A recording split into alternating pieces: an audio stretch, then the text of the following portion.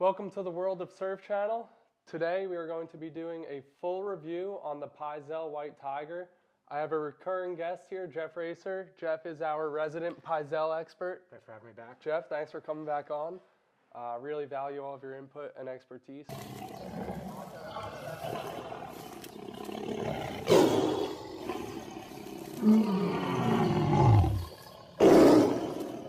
I'm your host, James Margetis. I'm 5'11", and I range from 180 to 190 pounds. And I rode the stock 5'7" White Tiger. It comes in at 5'7", 19 3/4, 2 9/16, and 31.7 liters. Geoff, what were you riding? I'm similar height to you, 5'11". I weigh a few pounds more, like 190. But I'm a lot older than you. I'm 45, so I'm volumed up. I rode a stock 5'8". It's 20 inches wide, 2 5/8 thick, so that's 33.5 liters. And then I had a 5'11", that was 20.5 wide, 2 3/4, like total boat, 37.5 liters. Is the most foam I've ever ridden, but it was a lot of fun. Yeah. So I want to touch on that. I think that was my first experience ever with the White Tiger. We were surfing down the beach here, and you had the 5'11" out, and I got to try it.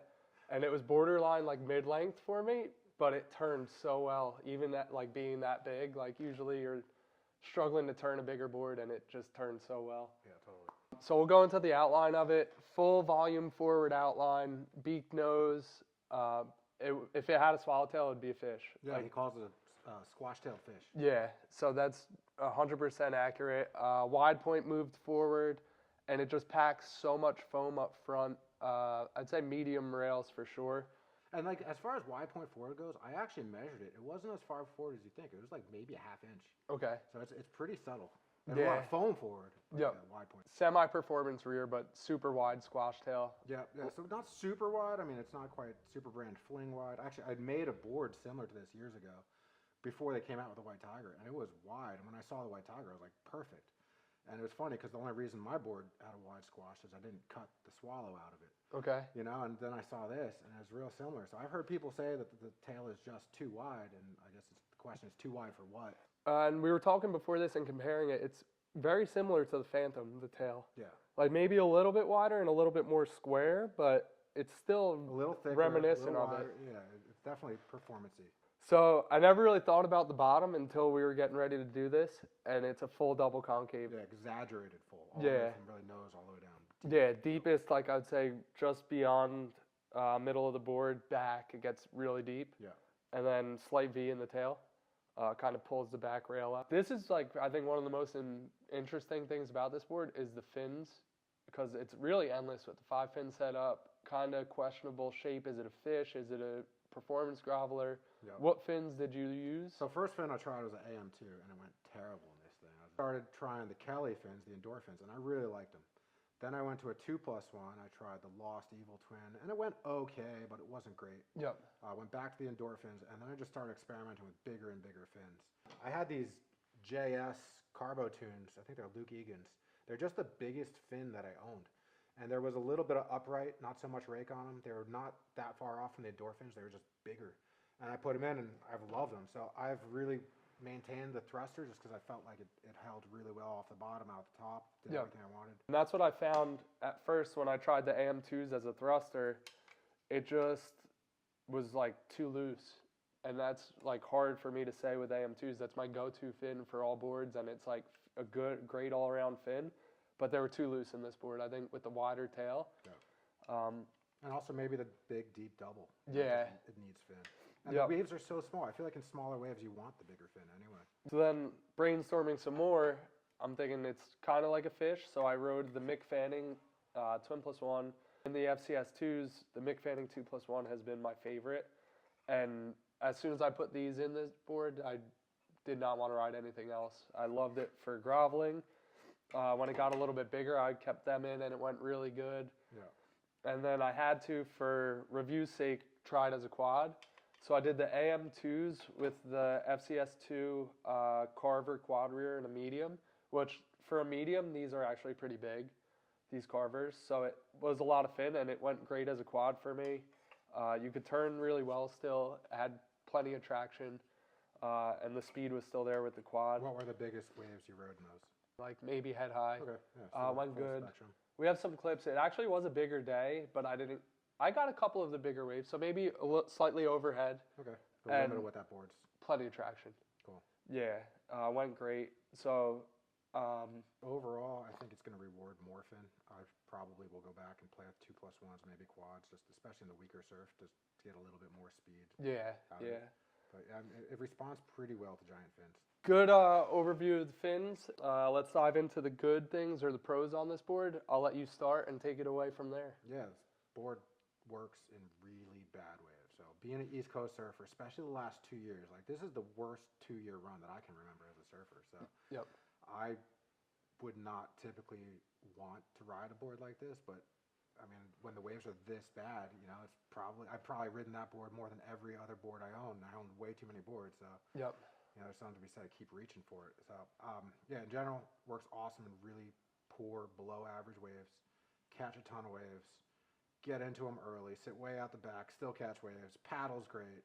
You know, it's that true grovel board, and it's Yeah. a little performance-y. Great over flat sections, for sure. Yeah, flies over flats. Yeah. Connects to the next section better than any board I've got. Once you have your fins dialed and like the way the board's feeling, turns really well. Unmatched release, but with the right fins, still has hold. You know, you're not sliding out. How would you compare this to the Gremlin? Better So grovel? the Gremlin groveled really well. This grovels remarkably well. Yeah. And you know, it's not like you get excited to grovel. You grovel because you want to go surfing, and it's just like if you want to surf here in New Jersey, the last couple of years, like you're just gonna reach for a grovel board. Yeah.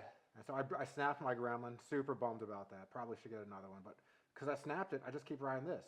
Now, when I had the Gremlin, I didn't really ride this at all. Right. So I don't know. I guess it kind of just depends on what your board rack looks like, Yeah. and then what the waves are doing. You know. Yep.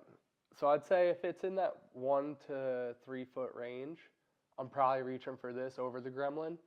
But if it's in the, let's say 3 to 5 foot range and it's got some No, punch, this is not the board. no, definitely I'd not. probably just go straight to the Phantom now. The one thing that I like about it too, like in the good things, is Pyzel's really good at this. In his shorter boards, he doesn't go overly wide.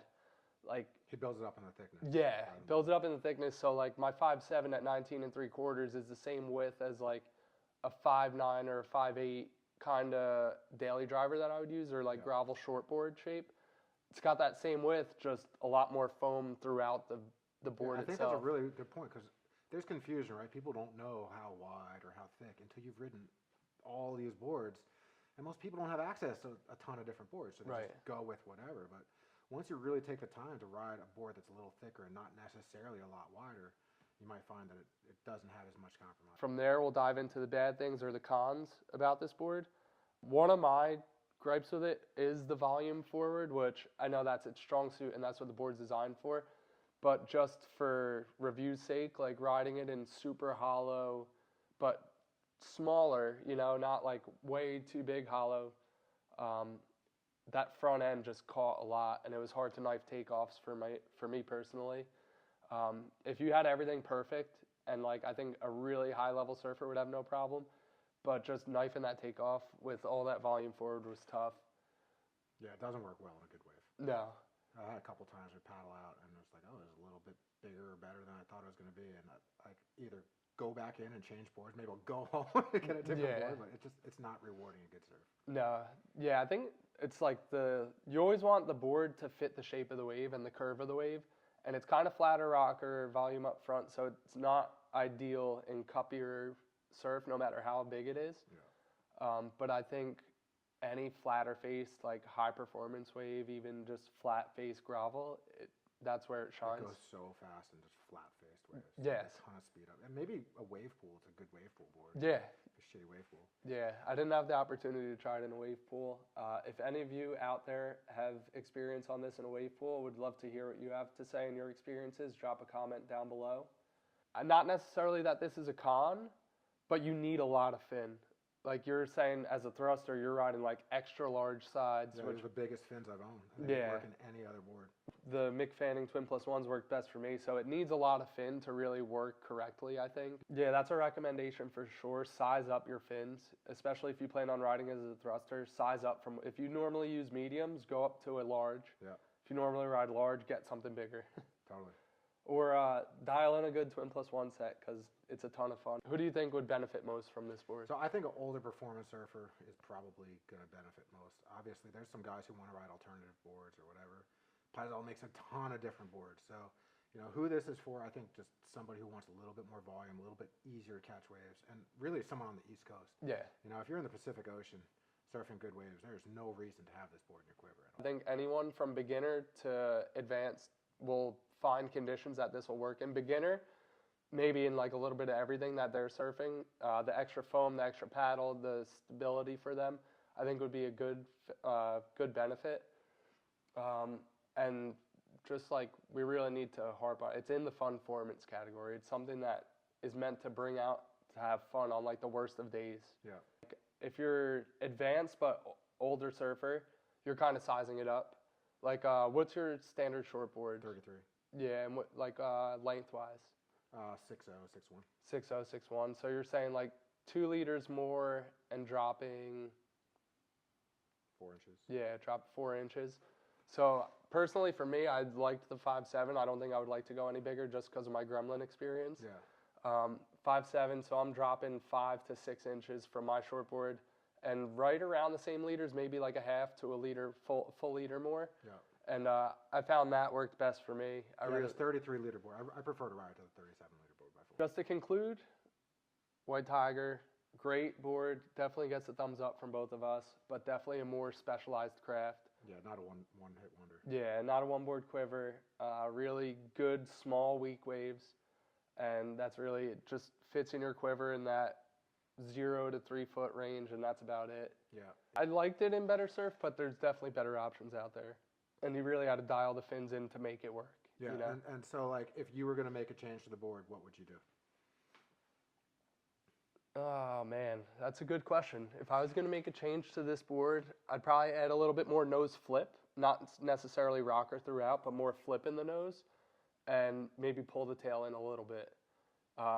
You lose the grovel aspect. It might not be a 0 to 3 foot board then. It might be like a 1 or 2 foot and up. Yeah. But I think then you're almost getting into a gremlin. Gremlin. It's a gremlin at that point. Yeah. Yeah. Yeah.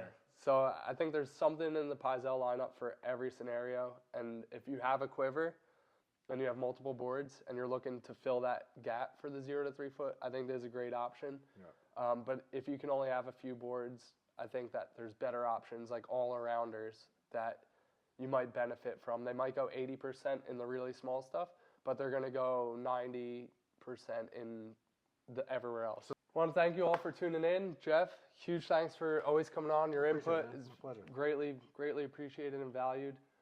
If you haven't already, tap down here and subscribe to the channel. We appreciate all of your support, and we'll see you on the next one.